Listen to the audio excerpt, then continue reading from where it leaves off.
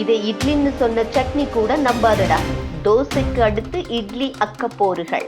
உணவுகளில் ஏற்படும் மாற்றங்கள் நல்லவையா கெட்டவையா? இன்றைய உலகில் உணவு என்பது பல வகையான வளர்ச்சி அடைந்து கொண்டே வருகிறது. இன்று வெளியில் வாங்கி நாம் உண்ணும் உணவுகள் மீண்டும் மீண்டும் நம்மை வாங்கி சாப்பிட வைக்கும் அளவிற்கு உள்ளது.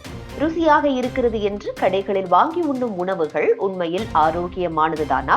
அதில் சில உணவுகள் அதிகமாக உண்ணும் போது நம் உடலில் பல பிரச்சனைகளை ஏற்படுத்தும் விஷமாகவே மாறிவிடுகிறது. இன்று சில குழந்தைகளும் ஆரோக்கியமானதை சாப்பிடாமல் அவை அதிக ருசியுடன் இருக்க வேண்டும் என்றே நினைக்கிறார்கள். இன்னும் சில சாப்பாடை சாப்பிடுவது என்பது ஒரு பெரிய வேலையாகவே பார்க்கிறார்கள். நாம் தினமும் அன்றாடம் எடுத்துக்கொள்ளும் உணவுகளே நம் உறுப்புகளுக்கு சென்று நம்மை மிகவும் ஆரோக்கியமாக செயல்பட வைக்கிறது. எனவே அவற்றுக்கு ஆரோக்கியம் தரக்கூடிய உணவுகளை நாம் தான் சரியாக தேர்ந்தெடுத்து சாப்பிட வேண்டும். இன்றுள்ள இளைஞர்கள் மற்றும் குழந்தைகள் அதிக அளவில் பீஸா, பர்கர் போன்ற உணவுகளை விரும்பி உண்ணுகின்றனர். மேலும் இது போன்ற உணவுகளில் அதிகளவு சீஸ் போன்ற பொருட்களும் மேலும் ருசிக்காக அஜினமோட்டோ போன்ற பவுடர்களும் கலக்கப்படுகிறது. இது அதிகளவில் மனித உடலுக்கு கேடு விளைவிக்கக்கூடிய பொருளாக உள்ளது. மேலும் சாதாரணமாக உண்ணும் உணவுகள் கூட தற்போது புதிய புதிய வடிவில் உருவெடுத்துக் கொண்டே வருகிறது.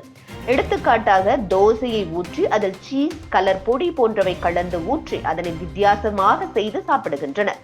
இவ்வாறு சாதாரணமாக சாப்பிடும் உணவில் கூட மாற்றங்கள் செய்து ருசிக்காக ஏதேதோ சேர்த்து சாப்பிடுவதால் நம் உடலில் உள்ள பாதி உறுப்புகள் பயனற்று போய் அவர்களின் உடல் ஆரோக்கியம் மொத்தமும் அழிந்து விரைவில் பல வகையான நோய்களுக்கு உட்படுத்தப்படுகிறார்கள். இது போல தற்போது இன்னொரு உணவையும் ஒரு வண்டிக்கடையில் தயாரிக்கிறார்கள்.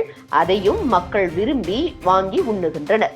அது குறித்த வீடியோ தற்போது இணையத்தில் வைரலாகி வருகிறது. இந்த வீடியோவில் ஒரு இட்லியினை இரண்டாக வெட்டி அதை தோசை கல்லில் போட்டு அதன் மீது நெய் ஊற்றி வெள்ளை நிறத்தில் சட்னி ஒன்றினை ஊற்றுகின்றனர். அதன் பின் தக்காளி சட்னியை ஊற்றுகின்றனர். மேலும் பல வகையான மசாலாக்கள் சேர்த்து பிளாக் ஷீட் என்று அழைக்கப்படும் கருத்தியல் போன்ற ஒன்றை செய்கின்றனர்.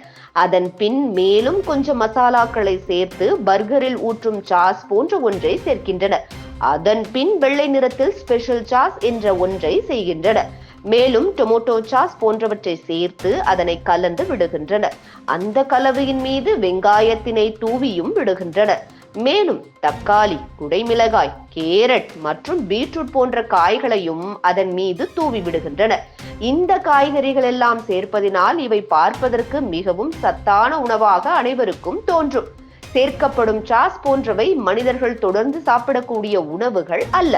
மேலும் இவர்கள் காய்கறிகளை தூவிவிட்டு அதன் மீது அதிகப்படியான சீஸ் சேர்த்து விடுகின்றனர். மேலும் ஏதோ மசாலா கலவையை அதன் மீது வைத்து அதன் பின் மேலும் கொஞ்சம் சீஸ் சேர்த்து அந்த 2 துண்டு இட்லிகளையும் ஒன்றாக இணைத்து அதனை சாப்பிடுவதற்கு தருகின்றனர். இதை பார்ப்பதற்கு மிகவும் அழகாகவும் நல்ல நிறத்துடனும் இருப்பதால் வாங்குபவர்கள் அதனை விரும்பி உண்ணுகின்றனர். ஆனால் இதில் சேர்க்கப்பட்டுள்ள பொருட்கள் அதிகளவு சேர்க்கப்படுவதால் அதனால் பல நோய்கள் ஏற்படுத்தும் அபாயம் உள்ளது என்றும் பலர் தெரிவிக்கின்றனர்.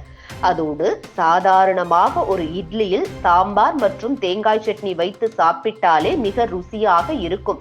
ஆனால் இப்படி ஒரு இட்லி புது வடிவத்தை பெற்றிருப்பது பலருக்கும் ஆச்சரியத்தை ஏற்படுத்துகிறது.